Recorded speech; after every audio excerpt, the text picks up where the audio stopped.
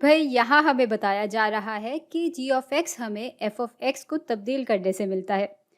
और फिर बताया जा रहा है कि नीले रंग का ग्राफ एफ ऑफ एक्स को दिखा रहा है, जबकि लाल रंग का ग्राफ जी ऑफ एक्स को दिखा रहा है।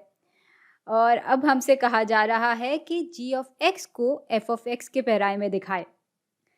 भाई दिखने में तो ऐसा लग रहा है जैसे एफ ऑफ एक्स को अगर हम पिचका दें तो हमें जी ऑफ एक्स मिल जाता है। लेकिन ज़रा तमीज़ से इसको परख भी लेते हैं। और परखने के लिए हम फंक्शन एफ के ग्राफ से दो नुक्ते चुन लेंगे और फिर फंक्शन जी के ग्राफ पे उनके कॉरिस्पॉन्डिंग यानी मुतालिका नुक्ते ढूंढ लेंगे। जैसे मिसाल के तौर पे x जब -6 के बराबर होता है तो f ऑफ x की कदर ये होती है। तो ये एक नुक्ता हो गया। और g के ग्राफ पे मुतालिका नुक्ता कुछ यहाँ होगा, क्योंकि इधर भी ग्राफ सिफर से उठ रहा है और यहाँ भी ऐसे ही हो रहा है। और यहाँ जी ऑफ एक्स की कदर इस एफ ऑफ एक्स की जितनी ही है, लेकिन x की कदर यहाँ पे -3 है। यानी एफ ऑफ -6 बराबर है जी ऑफ -3 के। और यही चीज़ अगर इन दो मुतालिका नुक्तों के साथ की जाए तो यहाँ एफ ऑफ 2 बराबर है जी ऑफ 1 के।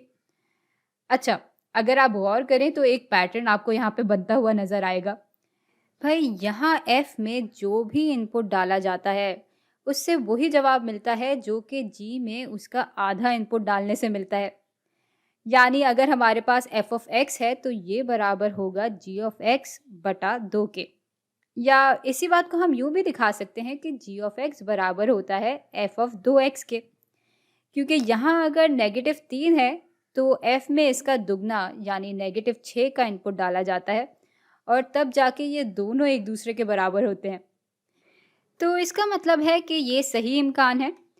और भाई जब भी किसी फंक्शन को यूँ बदलते हैं कि उसमें इनपुट को एक से बड़ी कदर से ज़रब दिया जा रहा होता है तो इसका ग्राफ पहले के मुकाबले से ज़्यादा सिकुड़ जाता है और फिर उस ग्राफ में ज़्यादा तेज़ी से तब्दीली आने लगती है, जो कि हम यहाँ देख सकते हैं। खैर, ये सवाल हल हो गया और अब मिलते हैं अगली वीडियो में।